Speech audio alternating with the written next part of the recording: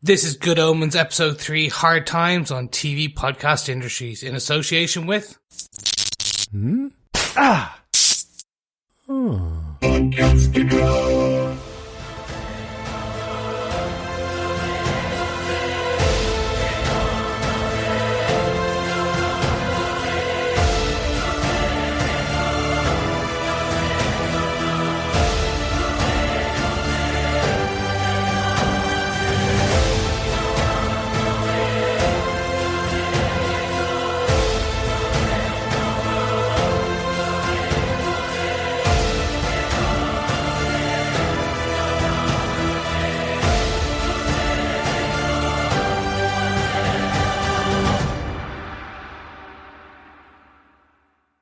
Hey everyone, this is Chris and I'm back for our chat about Good Omens Episode 3, Hard Times. Hello there, fellow acolytes. I am your other host, John. Welcome back, Chris. Thank you. Yes, welcome back, Chris. I'm your final host, Derek. We're delighted to be here for our review of the third episode of Good Omens on Amazon Prime. Yes, and what a 3 episodes it's been. Have you been enjoying it, mate? The apocalypse has been barreling down towards me, and I've enjoyed every step of the way. Much like the 4 horsemen coming towards me, I'm like, okay, I'm okay with this. This is fine. Good stuff. Yeah, this episode was great, definitely. Chris, what did you think of the first 2 episodes overall? What's your first take on this series? Our first real comedy series that we've covered, right? Yeah, so this is a new one for me. I was trying to get into the dark and trying to find the gritty and go, so what did they mean by crepes? Nothing. He just meant crepes. He likes food. Actual crepes. I'm just like, okay, so it's a unique new take for me as a podcaster, but I'm really enjoying it because Michael Sheen and David Tennant are so, they're like the sun. You can't, like, because of their pure proximity, everything else is dulling slightly. Because they are so good. They like, as Aziraphale and Crowley or Crowley, depending on which way you want. When you meet them, they are the embodiment of these characters. Like, for those of you who've read the book will probably agree. For those who haven't, will feel that they're suited to these. And just, I feel that some of the other, the kind of side characters are just, I don't know, just, maybe not getting the light that they should right now. Okay. But as of right now, I'm absolutely enjoying every part of it. Yeah, it's fantastic. Excellent. Yeah, definitely. Aziraphale and Crowley are the main characters of the show. This is their story barreling towards the apocalypse, and they are fantastically cast. And David Tennant and Michael Sheen, they are brilliant on screen together. And we got a lot of that in this episode 3 of Good Omens, Hard Times. We got a lot of their relationship in this episode too. We certainly do. As I say, it's a run through the ages, and I think with that onto our spoiler-filled run through the ages, actually. And also, remember, fellow acolytes, that you can get in touch with us over on our Facebook page at facebook.com/TV Podcast Industries. Voicemails for any feedback through our website at tvpodcastindustries.com. Remember, it's just that right-hand tab on the webpage, and you can leave up to 90 seconds of your demonic or angelic thoughts.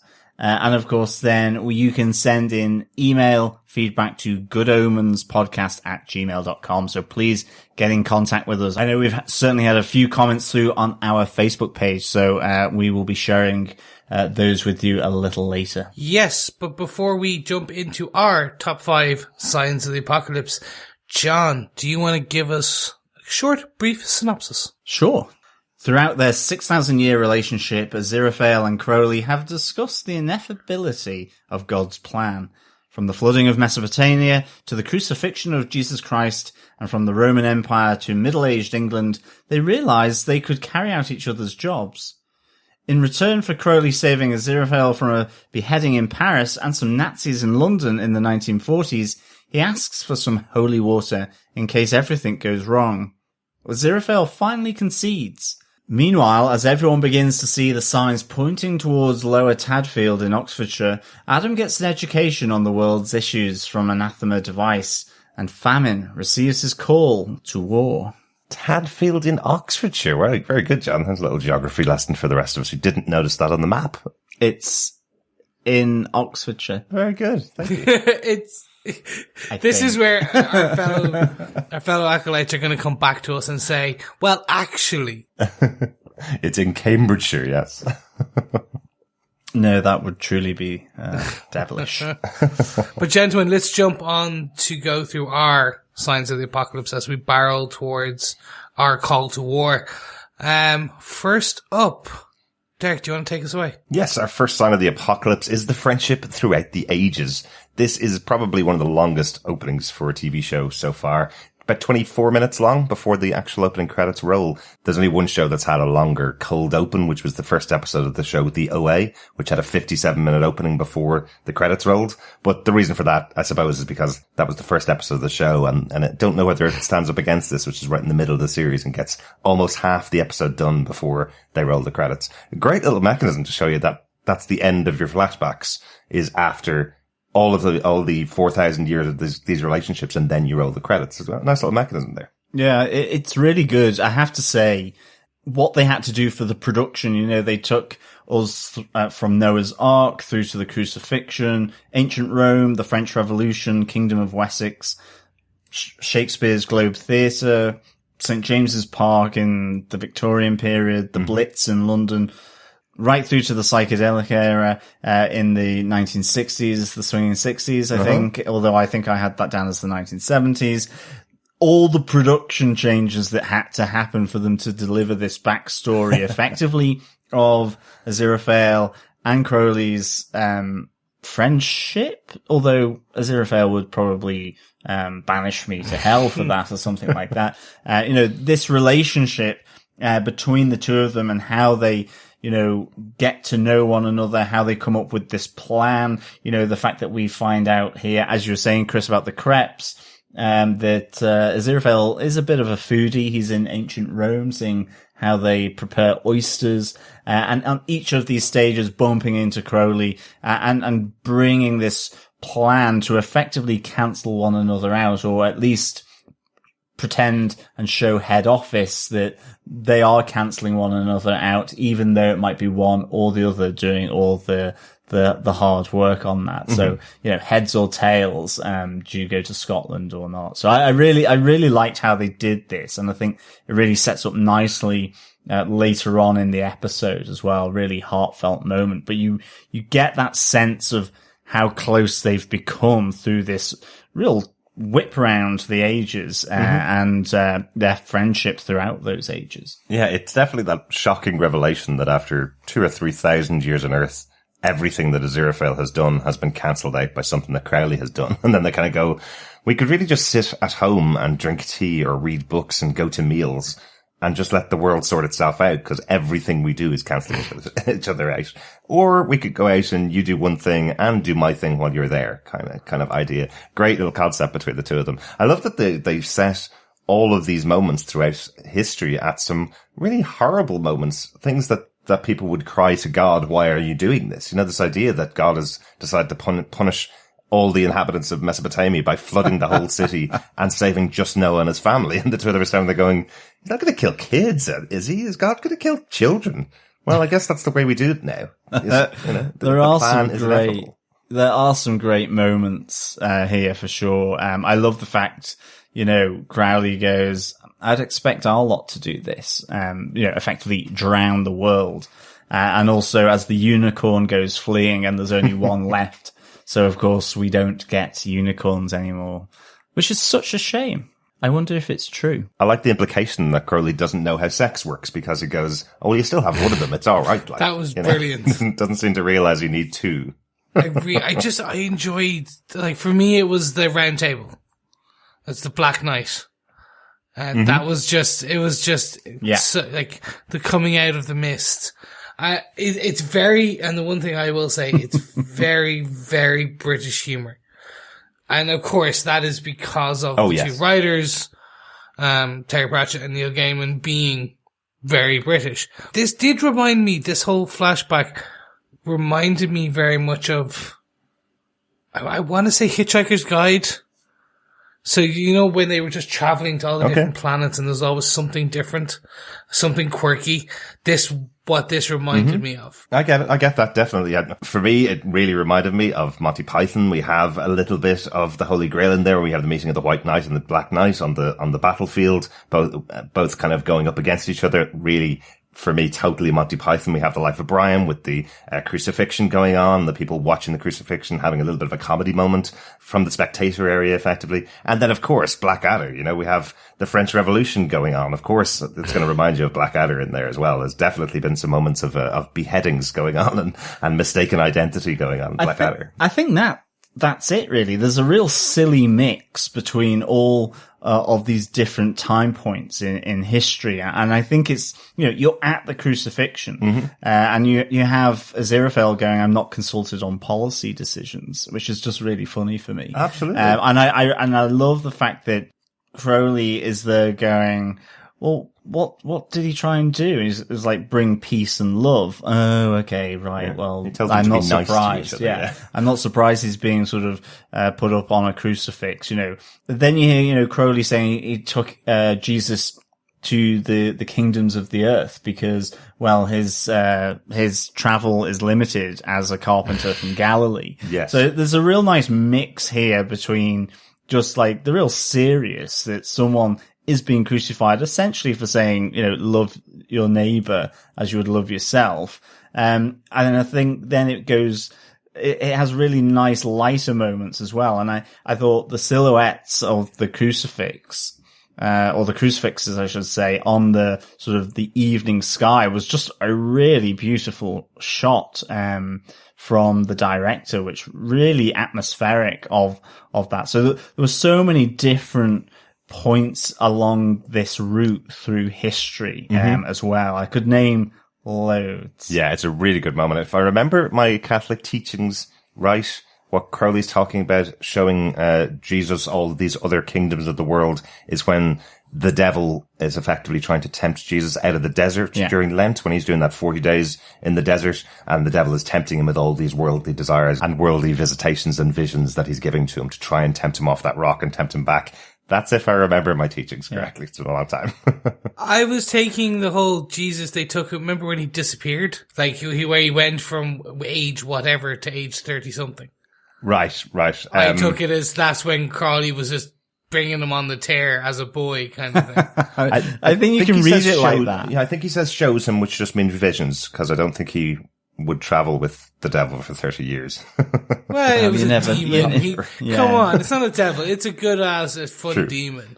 Yeah. True. But there is one funny touch here, as you say, John, that little moment where you kind of have this conversation between the two of them as if they're middle management. You know, they're kind of saying, you know, we move the papers around a little bit. Don't tell the bosses over in section 2 what's actually happening. We'll just kind of talk amongst ourselves and work it all out, you know, as if they're middle management. But what we hear from God at the beginning of the episode is that Aziraphale is the protector of the realm of earth. He is the one that protects the gates to Eden, effectively. And Crowley, as we hear later on, is a prince of hell. He's not just a middle management person. He's quite a high level demon.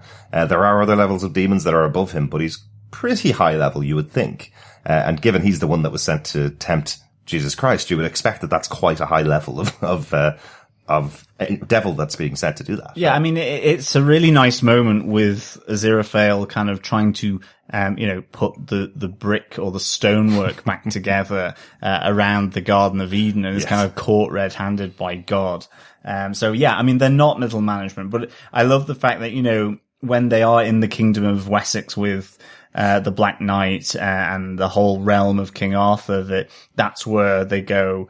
You know, Crowley is there to spread ferment and discord, whilst Aziraphale is to spread peace and tranquility, and they are literally just cancelling one another out. But then, you know, that the seed of that plan comes into operation, but then the arrangement goes as silly as just to make Hamlet more popular, because Aziraphale really quite likes it, but it's not really getting the crowds in the same way that Shakespeare's comedies are doing. So I love that kind of moment, and you get a really nice bit with the Nazi double agents, and then the double agent from British military intelligence, and Aziraphale is bringing these prophetic books to the Nazis because Hitler wants to know effectively how the war turns out. He also wants the Spear of Destiny and all that, but he doesn't have the one that he's actually looking for, the one that they say is actually right, which is the nice and accurate prophecies of Agnes Nutter. But he does say that there was one, in the publisher's blurb on this, which was, do not buy Betamax.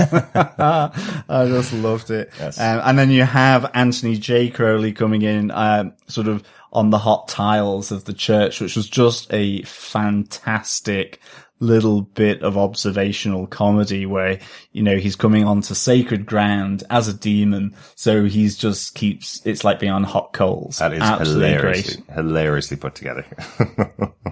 So much is good, I think, through this, for sure. Yeah. What I really loved was basically we've been given potentially the MacGuffin of later on, which is going to be the holy water. Yes. So after all this, essentially, Crowley does turn around to say that in return for all of this, he wants defense as well. He would like some holy water. And it's then that we shoot forward to the 1960s where he's doing a caper, essentially old school, like the Italian job caper to steal holy water. Actually, we see even a young Corporate Chadwell. Yes. Which is very cool. And then we get to Aziraphale does, for all his hard work and everything that they've done, which we see this blossoming friendship. Aziraphale does give him a much coveted flask of holy water in a thermos with a airtight seal. Absolutely. I think this is really interesting. You know, we've got this 100-year kind of conversation that's going on between Crowley and Aziraphale, where Crowley all he wants is holy water. That's what he wants from him in case everything goes to crap. And heaven and hell learn that Crowley has been working with Aziraphale. He wants some form of defense, effectively. So, lovely moment. That is, you know, apart from obviously just discussing the relationship, you're absolutely right, Chris. What actually is happening is Crowley is getting his hands on some holy water, which is something that Aziraphale does not want to give this demon, because it does tie the two of them a bit together, I suppose. Some great moments throughout this historical time together. Another thing it does remind me of is David Tennant's time on Doctor Who. He did have a visitation with Shakespeare in his time on Doctor Who. Shakespeare, played by Rhys Shearsmith from the League of Gentlemen.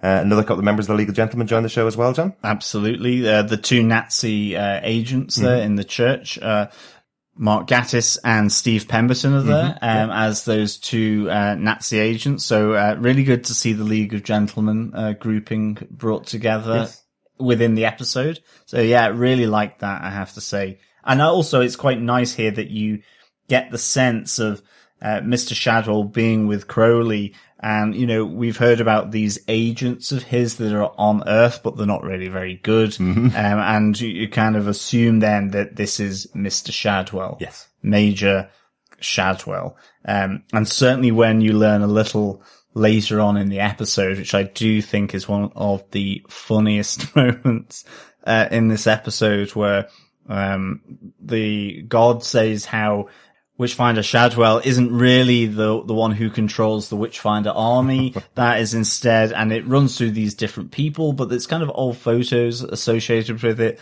And then you get Witchfinder saucepan, Witchfinder tin can, Witchfinder milk bottle, plus then milk bottle is deceased because he's been drunk. And then finally with Witchfinder cupboard. And I have to say, I did absolutely burst into hysterics. I still can't stop laughing about it, to be honest. And it gets even funnier when you realise that Aziraphale sent flowers for the death of Witchfinder milk bottle. And he was really sad to hear how he died. And just a great sort of comedic moment that is totally bonkers off the wall. Love it. Absolutely. And as Crowley gives him his brand new mission, you hear him look around the cafe and go, I'll set my two best men on that. Witchfinder Lipton and Witchfinder Table. Because his imagination is so bad, he has to only pick things in the cafe that they're in. It's brilliant. It's so funny. I have to say, absolutely classic. I just found this, like, that part for me was the one that got me. That was the funniest moment of the whole thing. even the Nazis, like, still even had me going, okay, this is good. And then at that point I was just like, nope, done. You found it. Well done. Yeah, there's that really nice bit as well where Michael Sheen says, oh, what's that lovely American expression? Played for suckers. And then as it kind of progresses through and, the British military intelligence lady is actually a Nazi as well. You have, Mark Gatiss, one of the Nazi spies going, yes, I will have to remember that, I am played for suckers. You are played for suckers. He, she, it are played for suckers. And he goes to kind of the tenses and the German, certainly with the masculine, feminine, neuter and all this is just so spot on with just that observational. So good. Yeah. I love this opening. Just such a great run through. Absolutely hilarious. And I also love that we have Steve Pemberton playing another German character once again after the wonderful hair lip from League of Gentlemen as well. So great stuff. Really, really good. If you haven't seen League of Gentlemen, definitely go out and check it out. If you don't mind being offended and scared by your comedy, definitely check it out. Well, that is basically 30 minutes of this podcast at episode 3. It's about time to move on to our point number 2, right? Yeah, no, it makes about sense that the first 30 minutes of the actual show was our first sign of the apocalypse, so let's move on to our second. And I'm going to take this one. Mm-hmm. Adam confronts Anathema, who lost her book. Yes. I found this brilliant, more just because the first part that got me was the dog having problems as his life was a puppy instead of a hellhound. And so just funny. when he goes after the cat so well and he goes and he tries to light his eyes to scare the cat just goes at the dog. That's brilliant. And the line continues even better when he goes, he considers he will try again later with yapping and jumping up and down. And I was just like, yep, yeah, that's how a hellhound in a yappy dog will work. Yeah, I love it. I love, as God explains, there are certain things that are part of being a small dog, and no matter how big a dog you were beforehand, if you're a small dog now, that's the way you're going to be for life. Yeah, it's really nicely done. I love the red eyes of the puppy, certainly with the cat, like you say, Chris, and also where he's trying to, I presume, turn the horseshoe upside down again or something. No, that's protection on the house to protect Jasmine Cottage from a visitation from evil. But even though that has this protection, Adam's word telling dog to go inside the house forces the protection to drop effectively. That's why it's burning as a horseshoe above the. But that's the thing is that just that it's burnt and then the power of that lucky horseshoe is now gone? Yeah, protection has gone off the house. I don't know whether the dog would be able to walk into the house in the future on his own. Okay, because that's what I was thinking. Like, I was kind of going, will the dog burst into flames? But it seems that whatever, it's a bit like when the Nazi symbol in Indiana Jones starts to burn through from the inside, from the Ark of the Covenant. It's like the reverse of that. Instead, this is evil sort of nullifying the good. Exactly. So effectively, dog has to do exactly what Adam says, despite there being protection here. I also love this little moment when Anathema finally kind of introduced herself to Adam. She's met him before with his other group, but when she meets him, Anathema asks Adam where he's from, and he goes, "This is my world right here. From this point here to that point over there, and from that point there to that point there, it's my entire world." So it's a very nice touch for the Antichrist to say he's in control of everything in the area, effectively. So I took it differently. I took that when they said that a little bit of evil had been burned away, I took it that the evil of the Hellhound had burned away because he was forced to go into this area. But okay, slightly different. We'll just wait and see. Yeah, I think it's he can't hold out against the will of Adam, regardless of what he should do or what he's being told for any other way. Yeah, he has to do what Adam says. I did enjoy this overall. Like just the setup where they meet each other, they go into the house, and she just descends into telling him all of her crackpot theories that you expect from someone who is an avid long-time reader of the New Aquarian. Yes. That's very interesting. The New Aquarian is very different from what she's talking about. She does talk about some things that obviously matter. You know, she's talking about, the burning down of rainforest. She's talking about nuclear power and needing to get rid of that. But she does kind of frame it in the they cut down forests to give you a burger is kind of the point. And when she's trying to convince him about nuclear power needing to be gotten rid of, Adam goes, yeah, it's really boring, isn't it? I had to go there on a school trip and nothing happened. Nothing was bubbling green or anything. I love that. So I love that kind of discussion. And then you see the kind of articles that are inside the New Aquarian are completely different. The magazine is about things like, the rise of a kraken and the disappearance of Atlantis. Some absolutely crazy theories going on, but totally unlocks Adam's mind to this completely different world that he never knew anything about because it's outside of his little area that he's got in Tadfield. Yes, the pond and the wood and those boundaries. Yeah, I love how it kind of links in a bit to what we were saying previously in the last episode where he's in bed fast asleep, and you were saying from the book it was that he's reading all these things, these new ideas from magazines, and it's unlocking his mind, and you constantly have these voices in his dreams then telling him to mend it all, end it all. Oh, yes. And I must say,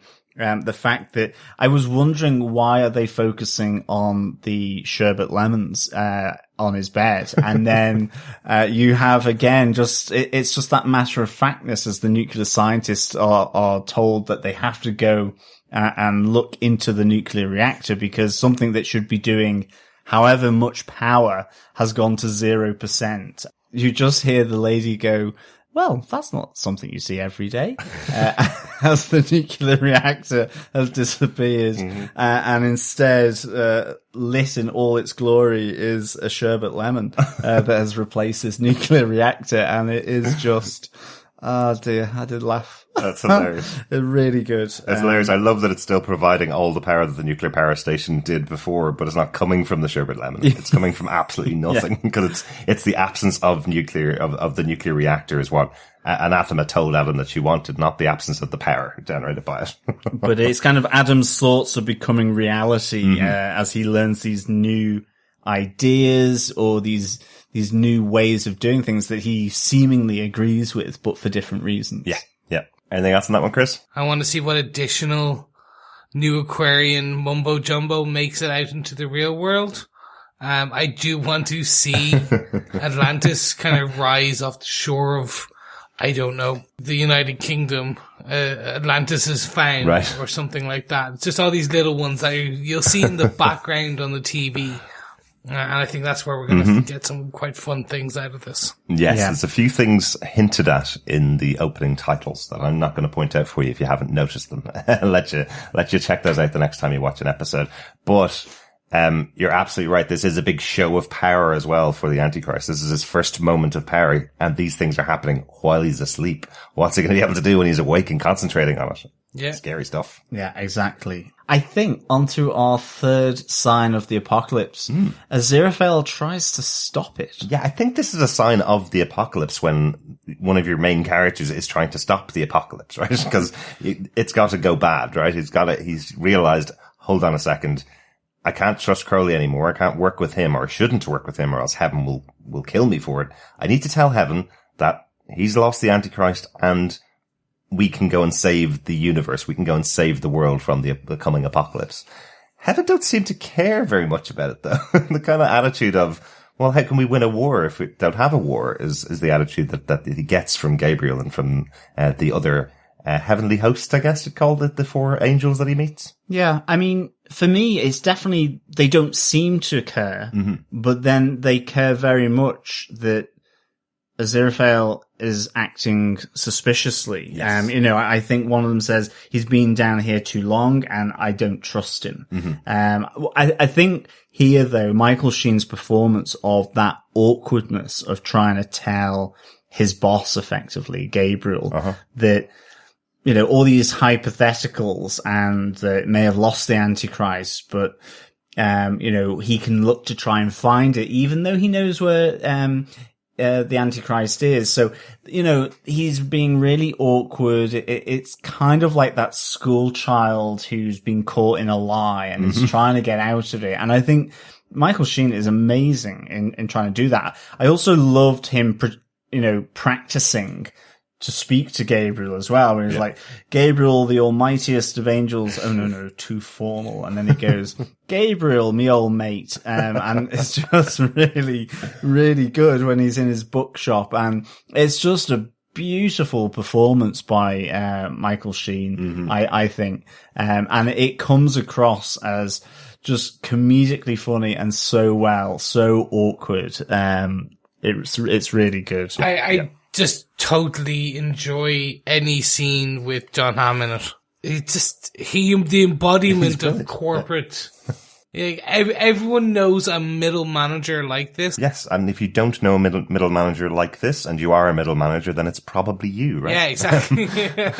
What I really like about this, and I haven't mentioned it on the podcast before, but just there's been quite a lot of interviews with Neil Gaiman talking about the show and talking about the things that he was doing for this. The sequel to Good Omens that Terry Pratchett and Neil Gaiman were thinking of writing back in the 90s was supposed to be focused on Gabriel. The character never really made it much into the books themselves. You do hear about Gabriel, but he's not a major character, not a significant character. So the amount of screen time they've given to John Hamm in the show is fantastic, and he really does pull off this kind of slimy, smarmy guy that's going with the head of the company, effectively the CEO of Heaven, who wants the battle to happen. They know this war is coming regardless, and he's just going to go along with it. He's not going to question it because, well, that's the plan, right?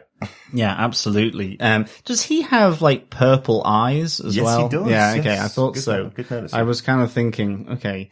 I think the other thing I really like about this is, as you say, they don't seem to care, but then they do, and more about Aziraphale. But Aziraphale cares absolutely about there being another war. They're kind of fairly blasé about the fact, well, there was war before Earth, and we need to have this war to effectively finish off all those fallen angels from the last war. And they really, Earth is the collateral damage here. And I love again how Michael Sheen's performance really, you see the pain of what they're saying, that, well, there doesn't have to be another war, does there? He doesn't want this. And even when he's practicing, he says, well, we've mislaid the Antichrist, but I know where he is, so we can go and then exterminate him so everything will be okay and get back to normal. Yeah. Because he wants to go and get more crepes in Paris, presumably. So just wants life to go back to normal and go back to reading his books and having his sushi. I love this, this difference in scale of this almightiness, this grand plan, and just one of those chess pieces is like, but I don't want this to happen because then I can't eat crepes in Paris. And it's or my friend who I can't call my friend because he's a demon. Well, then we won't have that friendship or, that relationship. So I really just think it's so nicely done as well here. Yeah. And as you say, when Aziraphale's plan to bring it all back to his boss doesn't work, himself and Crowley both call on their own armies to sort this out. And both of them turn out to be Shadwell, which I think is a great little twist. I love that. And speaking about comedy moments of the episode, my favourite comedy moment is the phone call from Aziraphale that Madame Tracy answers in her posh voice with hello. And then when asked to find Shadwell, she says, I shall endeavour to see if he's available. Fantastic performance by Miranda Richardson here. She's just brilliant in this part. I know she gets only a small amount of screen time, but she really does turn it up to 11 every time she's there. It's really good. Yeah, absolutely really good. And it's nice to see a bit more of Newton Pulsifer. I think, as you were saying, Chris, just to get a bit more information about him. And I love the fact that it's almost his witch-finding abilities are a bit innate within him. He's able to spot these things. It seems like this is his natural gift. We see how utterly useless he is with technology and with computers, yet this he seems to get that grasp of, and that's a really nice moment here as well. Just that it's not about things being unusual, but just about things being so normal it's unusual. Exactly. I really liked that. Yeah. Yeah, I'm interested to see more of Whitehall himself as the rest of the series progresses.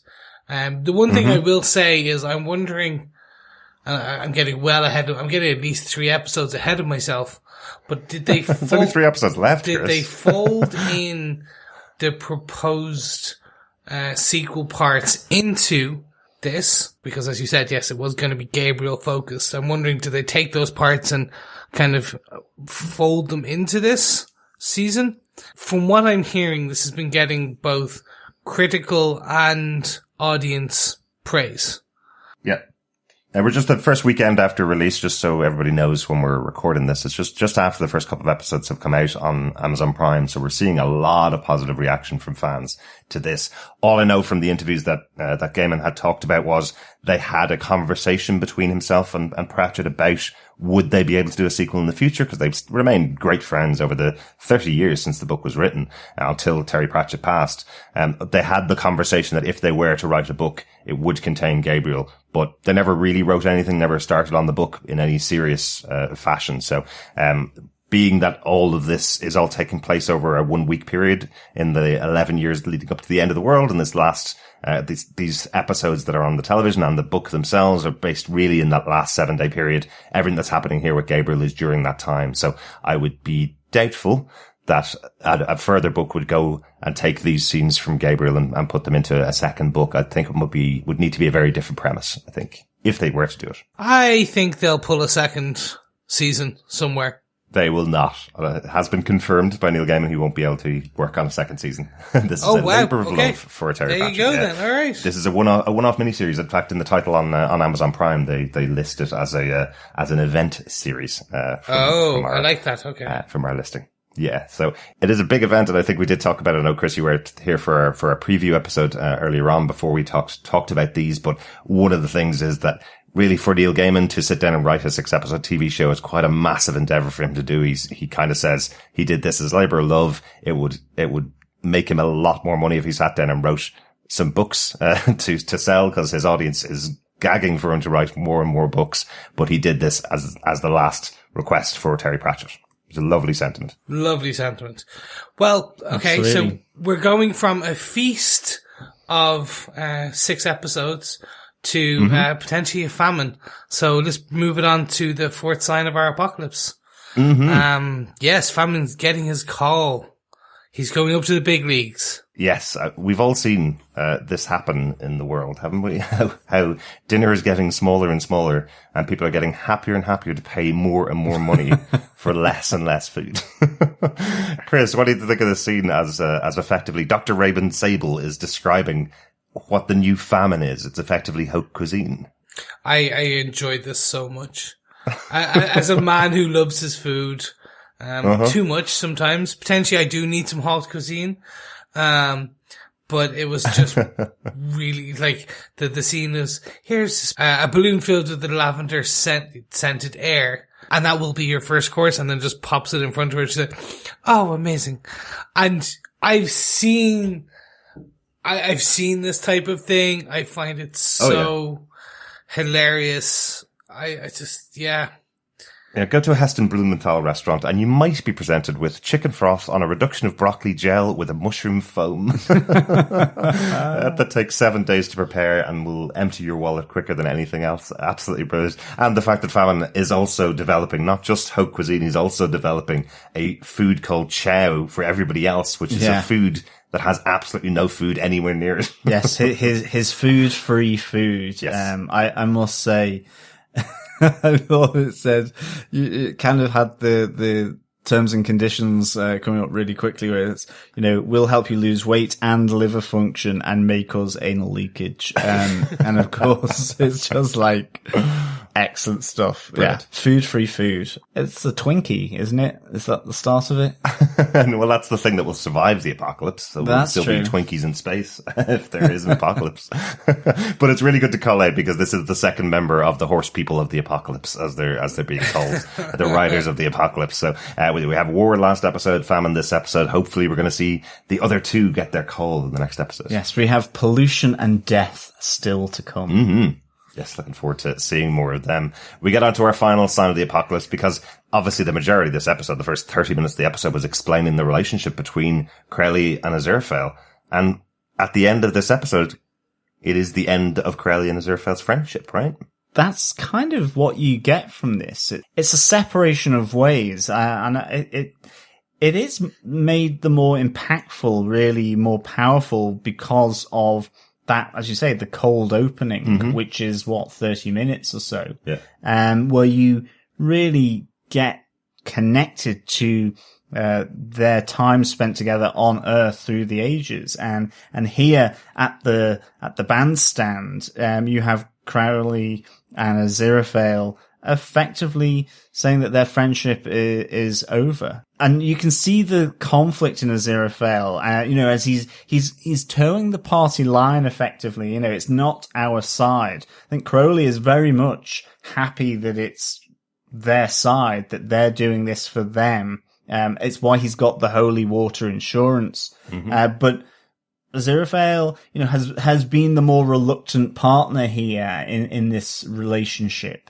And, he goes, it's not our side. You are a demon and I am an angel. And you kind of get a grunt from Crowley as he's like, well, okay then, like, enjoy the end of days kind of thing. Yeah. It's really impactful here right at the end. I think as well, Crowley has a fantastic line of great postulant mangled bollocks. I want that to be my out of 5, to be honest. However, it might be something else. Might have a different plan. Yeah, speaking of Michael Sheen's performance in this episode, you're absolutely right. There's been some great moments in the episode. In that opening scene, we didn't really talk about it, but when he's saved in 1941 at the church in London, there's that moment when Crowley uses a minor miracle to get all of his books back, give them to Aziraphale. And I think that's the moment that Aziraphale falls in love with him. If angels can fall in love with each other, there's just that look in Michael Sheen's eyes where he goes, wow, look what you've just done for me. You've just not only prevented my death for the second time, you've also saved the things that are most important to me, these books of prediction. And it just feels like they fell in love. And they have that moment in the 70s when he finally gives across the holy water to Crowley. And there's that moment with Aziraphale where he says, you can't drive me anywhere, you can't give me a lift anywhere because you always go a little bit too fast for me. It feels like a commentary on the relationship from Aziraphale, as if he's saying, we could be lovers, we could be partners together, but we can't because we're angel and demon. Yeah, no, and I see that the same way too. And I think we're going to have that, hopefully, reunion the next episode. Unfortunately, since both of them have the same thought about the same way of doing things, they're still not completely open with each other, as they keep talking about their own agents. Like, I have a network of agents, and it turns out for all this time, since the 70s, or late 60s, their agents have been the same people. Exactly. So I think we'll get a nice reunion over the next 60 minutes. Yeah, it's such a great gag with the two of them walking away thinking they have that completely different plan from each other. They're sending their agents out, but their agents is exactly one person, which is Newton Pulsifer, who's actually going there on his own money, paying for his own petrol, and investigating something completely different than Shadwell was actually told to investigate by both Crowley and Aziraphale. He's going there to investigate this complete change in the weather in this area of England. A lovely little moment there that they both think they have a plan, but the plan is for naught, really, at the moment. Yeah, no, definitely. It is a really good book-ended episode here from the beginning and getting to know one another to the bandstand moment. And I thought it was really, really nicely done. And I think, as you say, there's still a few things in there that aren't fully explored between the two of them, whether it's their own personal feelings towards one another, that Aziraphale won't accept a lift. He even says to Crowley, no, don't say thank you. I really thought that was interesting, really kind of nicely played by Michael Sheen. I wonder if, had Crowley said thank you because he's a demon, would that have shone a light on their relationship?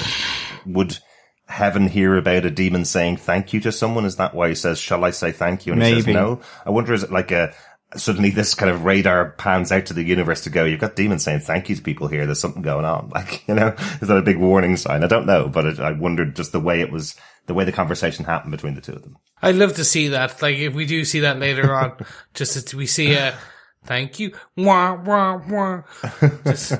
And you see God. In a random part of hell, we see the following. Exactly. That would be really good. That is our top 5 points for this episode, our top 5 Signs of the Apocalypse. Some notes on the episode, guys? Yeah, I've got two. There's Adam's aura, which is so massive that Anathema device cannot see it, although you do get to see other people's auras while she's in the village of Tadfield. So I thought that was really good as it kind of, pans out. She can't see it because it's a matter of scale. So I really like that as it pans out, and the aura is around UK and Ireland.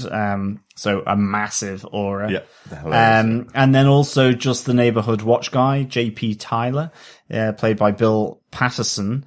I just love this moment. Again, just such good comedy, but it's kind of like that Hot Fuzz moment here, where he sees her with a map. So he thinks, she's a person of interest, that she's casing the joint effectively, which I really like. And then, it kind of gets rectified, but then descends into him saying, if you're coming here to smoke your fatty spliffers and bimble off to woo-woo land, well, then you can go home. And by home, I mean America, because it transpires she is the American at Jasmine Cottage. So, fatty spliffers and bimble off to woo-woo land. All I can say is that is British comedy at its finest. Definitely. I was Complete pleading nonsense. with John to use that as his outro for I this might episode. Any other notes, John? No, that's all from me. Chris, any notes? Nothing from my side. There's a couple of interesting ones in here. I love that first conversation with Aziraphale and Crowley, where Crowley is saying he's renamed himself from Crawley, and Aziraphale wonders whether he's chosen Mephistopheles or Asmodeus. Both of these are names for kings of hell, as I mentioned earlier on in the episode. While Crowley isn't at the level of, say, Satan or Beelzebub, he is quite a high level in hell. Asmodeus commonly is a snake-like creature. He's been used in many different stories over the years. And Mephistopheles is a servant of Satan who is trapped in his own hell. So that's quite similar to the character of Crowley. So nice choices, not pulled out of the air. Like, pretty much nothing is pulled out of the air by Neil Gaiman. He knows exactly what he's writing, what he's doing. Also that scene with the Nazis, that's purposely written for the TV show that wasn't in the books at all. It's quite interesting that we have the two members of the Legal Gentlemen in there referencing things like the Spear of Destiny and the Holy Grail. They're referenced to Indiana Jones. Yeah. That's kind of the popular culture reference of effectively the Nazis always went after these occult items to further their agenda. There was this impression that Hitler was an occultist of some sort who felt that if he had something of power in his hands, he would win the world. He would take over the world. So that's where this scene comes from. It's quite a nice touch. And finally, my favourite Easter egg for this particular episode, Shadwell meeting Crowley in the cafe. In the background on the television, there's a movie playing the whole time that they're there, and the movie is called The Witchfinder General, starring Vincent Price. So you have a witchfinder in the room with a movie called Witchfinder General in the background. Excellent stuff. Isn't that cool? Yeah, that's really good. Nice spot there. There you go. And one tiny thing that we missed from earlier on in the series, which I really wanted called out, in Aziraphale's bookshop, the Mr. Aziraphale, the bookshop there, on a little hat stand, you see Terry Pratchett's hat and scarf as if Terry is browsing the books in the bookshop. Lovely touch by the makers. And definitely this show is rewarding repeated viewings, very, very well. Good stuff. Yeah, excellent stuff. Yeah. Again, I think the whole homage to Terry Pratchett is really, really nice. I mean, even down to, was it they had a seat left with his scarf and hat as well at the premiere of the series. That's right. A big bag of popcorn and his hat on the seat in the front, because he said, I won't believe this until I'm sitting eating a giant bag of popcorn in the cinema. I won't believe that this has been adapted. So, lovely touches. And this, if anything, this is making me want to go back and read the whole Discworld series again. Absolutely. So, gentlemen, I think that's about wrapping up before we move into some feedback. So, in general, what did we feel about this episode? How are we? We're halfway through the season. This was a fantastic episode. This is my favorite episode so far. We'd said at the beginning, having David Tennant and Michael Sheen cast in these two roles was just fantastic casting. And to get a half an hour of basically just the two of them interact with some fantastic British actors as well, with the League of Gentlemen in there, with loads of other actors in there, but mostly just the two of them going through these big moments in history where effectively even angels might question God for flooding Earth. and killing everybody in Mesopotamia. Even angels might question the French Revolution, killing loads of people because they were aristocrats, thinking that was that the devil that did it. Actually, no, it was humans that did it. You know, the idea that these two go through history in these big moments and have their moments of questioning, but it all comes down to their relationship. It's a brilliant choice for this episode. Yeah, it's really good. I think, like you, it's one of my favorites, my favorite so far, I should say, of this 6-episode series. For me, I give this 5 sherbet lemons out of 5. There were so many moments that I laughed out loud to that were just silly. And I don't know, I just feel as though sometimes I've just been quoting parts of the show back on this podcast, today. And that's because I just found them genuinely off kilter, off the wall, silly, comedic nonsense in some cases, and some just comedic silliness. Really, really good. Always fun. And just good fun. Whether it's the dog and cat, those mortal enemies of old, whether it is the Nazis in the church, going through, you know, their dirty das kind of thing, but to play it for suckers, or whether it is the Witchfinder, saucepan, tin can, milk bottle, and milk bottle deceased. I mean, just really good. And I think on the flip side of that, the run through of Aziraphale and Crowley through the ages is really, really funny and poignant. There's some really big moments here, and it just sends up that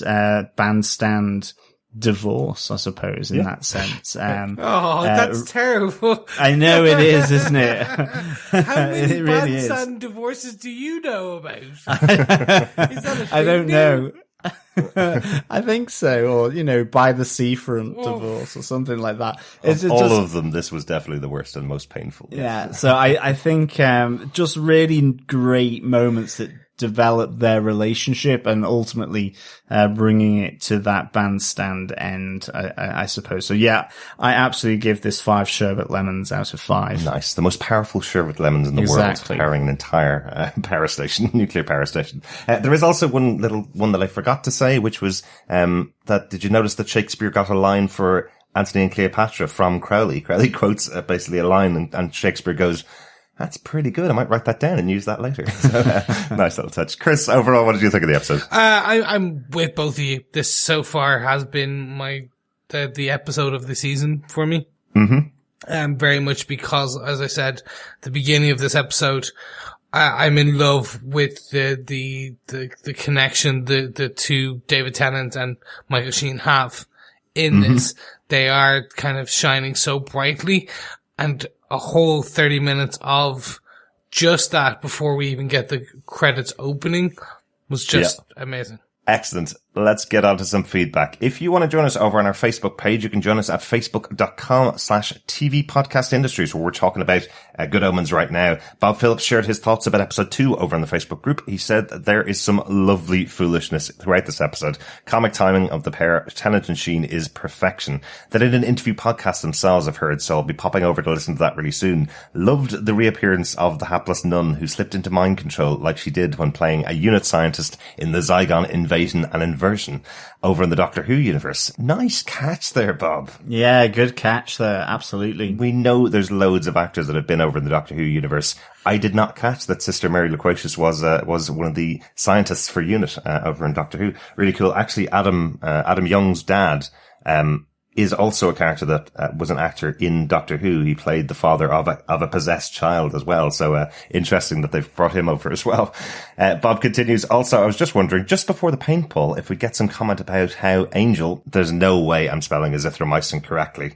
You can try spelling it correctly, Bob. It's spelled Aziraphale. Azithromycin is a tablet that you take, I think. So I definitely don't know what that is. But he says, he's wondering whether there was any comment about how the Angel kept wearing the same jacket and the devilish dry cleaners end up doing their best. This idea that effectively we've got Aziraphale going back, for 4,000, 6,000 years at this stage, always wearing white and never getting dirty. Is there just this amazing devilish dry cleaners that are taking care of his clothes for him, Or are these the miracles that he's doing? The minor miracles, yes. The ones he just constantly get in trouble for. I'd be down hey, I would wear white all the time if I could, if I didn't have to just look after cleaning it, because I'm a messy eater. Yeah, I would be afraid. Certainly if you're eating chow by famine. Definitely. Potential for anal leakage. You see, obviously, this is the reason why he goes to France for some crepes rather than to Italy for some spaghetti bolognese in a white suit. Not a good idea. Bob says, and finally, since you reminded me about the Queen gag, I've been guessing what tune we're going to be treated to next. So that's something to always watch out for in these episodes. They did do a little deal with the Queen where they get any song that they want, it seems. So there's going to be some interesting ones hopefully coming up for the rest of the season. Yeah, and you've noticed something about the end credits as well. Yes. Did you notice at the end credits song, the actual theme tune changes for each episode?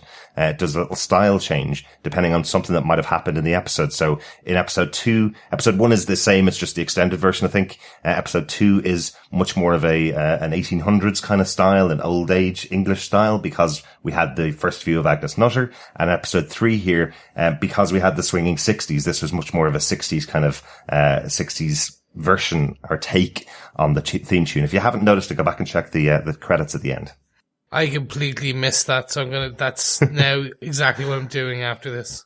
There you go. Yeah, I think I've been humming along to the opening theme tune, and I just noticed it when I let the credits play at the end that it is different each time. Yeah, thank you so much, Bob, for those comments. Really good to get your thoughts on it. Some more Facebook thoughts as well from Donald Dennis. He says, you mentioned the British sensibility in episode 0.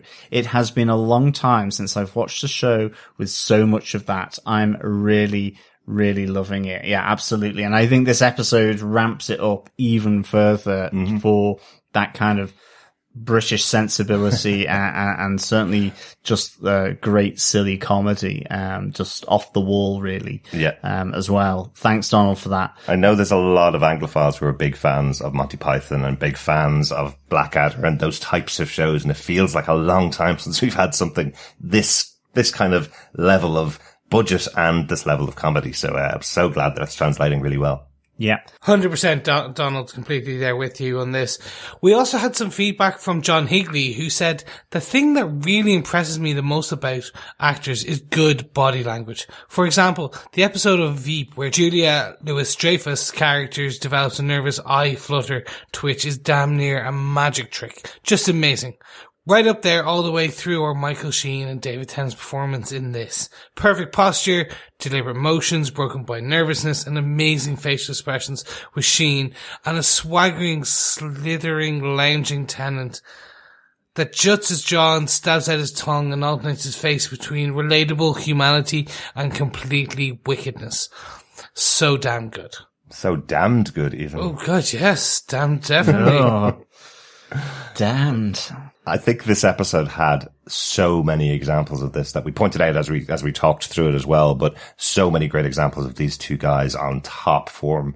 You know, they're both actors who've been on the stage. David Tennant obviously has a vast history, well known as having a career on the stage as Hamlet, specifically, which I think is quite interesting, seeing how cold he is to Shakespeare doing Hamlet in this episode. But he has some great moments in this episode, along with all the ones that we pointed out from Michael Sheen. Really good cast, John. Yeah, thank you, John. It's really good to get your thoughts on this. And yeah, I mean, certainly so many good little acting moments here. I definitely need to go and check out the eye flutter twitch from Veep. I recently just finished the whole thing of the back-to-back season because Veep has finished up, and I remember that episode so well because it really is. If you haven't had a chance to basically watch Veep, I highly recommend it. More just because it is terrifyingly accurate and ahead of its time for what is in it. Excellent. Might have to check that out. I always liked Julia Louis-Dreyfus. Yeah, absolutely. Finally, we have an email from Bob Phillips for this episode 3. Remember, you can send in any feedback through email. Just go to goodomenspodcast@gmail.com. Bob says, a romp with a very long opening and the reprise after it coming perfectly, ridiculously timed. But the end, oh my heart, the sweet partnership forged through 6,000 years of miracles and Nazis and not quite Agent Carter and ducks and theatre and judicial execution and avoidance of the same, broken on a wet bandstand the day before the world ends. Couldn't have been sadder. Absolutely. I think it's amazing how those 6,000 years and that long opening just really add to this wet bandstand breakup for sure. Yeah. Bob carries on. I very much enjoyed the nouvelle cuisine gag of famine and the food less chow to poke fun at both ends of the culinary spectrum.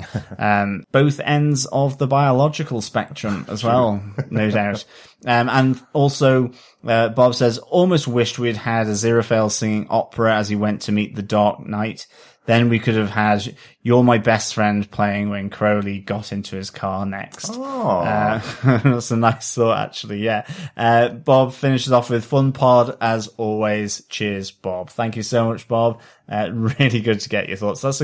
That would have been a really nice moment. You're My Best Friend playing in the car, From yeah. Queen, yes, Yeah. I know. And now that Bob's looking out for Queen songs, as we go through the episodes, obviously, that would have been a really nice moment. But I think it's pretty much underlined they are each other's best friends, even though they don't particularly like each other, as Aziraphale says. Thanks so much for the feedback, Bob. This is such a shorter season. We only have 3 more episodes to go in this season, so I know people are going to be watching it at different times. We know if you're watching on BBC right now, you only get 1 episode a week as you wait for new episodes to come out. Hopefully you're tuning into our podcast. If you do want to email us with your thoughts, as John said, email us at goodomenspodcast@gmail.com. We'd love to hear your thoughts if you're watching it, or if you're binging it, or if you're on your 5th watch and you're listening along to the podcast as you go. Yes, and don't forget you can subscribe on any godly or devilish podcast player over at tvpodcastindustries.com. We're also over on Spotify, Apple Podcasts, Stitcher, and Google Podcasts. Remember to rate us, leave a review, and share the podcast, because that's sharing the love. And Aziraphale will like you for that, so please do that. Also, as we've been mentioning, check out podcastica.com for other podcasts such as The Walking Dead cast, which returns this week with Fear the Walking Dead season 5, episode 1, just aired on Sunday, the 2nd of June. House Podcastica starts covering Handmaid's Tale very soon, a very in-depth podcast. That's going to be a tough one to go to after listening to Good Omens and getting your laughs for the next couple of weeks. But really intrigued to see what Kirsten thinks of Handmaid's Tale. Strange Indeed, another one of the Podcastia podcasts, will be going back to Black Mirror, which starts up its next season with 3 episodes from next week in June. So check them all out over on podcastica.com. Yeah, absolutely. We'll be back with our review of Good Omens episode 4, Saturday morning fun time, later in the week. The Apocalypse Day, remember, is Saturday morning fun time. Brilliant. Oh, God. You devils. Yes, thank you so much for joining us, fellow acolytes. Looking forward to talking to you next time. Yes, thank you so much, and I can't wait to see you on Saturday morning. Yes, fellow acolytes. As always, it's a pleasure speaking with you. This is Witchfinder Slotted Spoon here, your local neighbourhood watch representative. And remember, if you're coming here to smoke your fatty spliffers and bimble off to woo-woo land, well then you'll just have to bimble off back to wherever you've come from. But remember to tune in to Good Omens on TV Podcast Industries. Speak to you soon. Bye. Bimble. Bye. The apocalypse is coming. Grab your hard hat. Doug Green.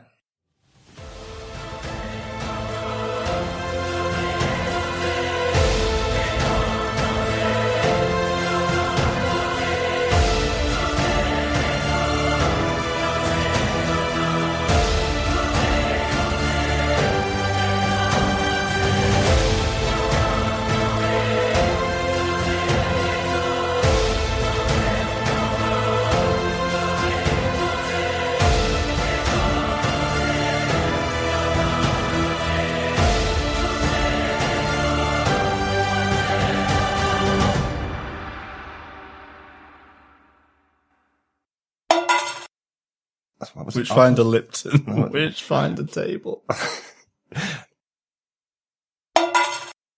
The whole joke of it is that he's effectively teaching German because he starts putting it into all the past participles. He does, he goes, oh, I'll have to remember that suckers. one. You've got you suckers. He suckers, she suckers, it suckers. We'll have to, because we can't go on without having that joke. I'm sorry. Johners. Adam confronts Athena, who lost her book. No, it's not Nope. Athena, it's Athema. Anathema. Yeah. Adam confronts Athanema. Why can't I say it? Anathema. Adam confronts Anathema, who lost her book. Yes, and don't forget you can subscribe to on any. Yes, and don't forget you can subscribe on any godly or television. The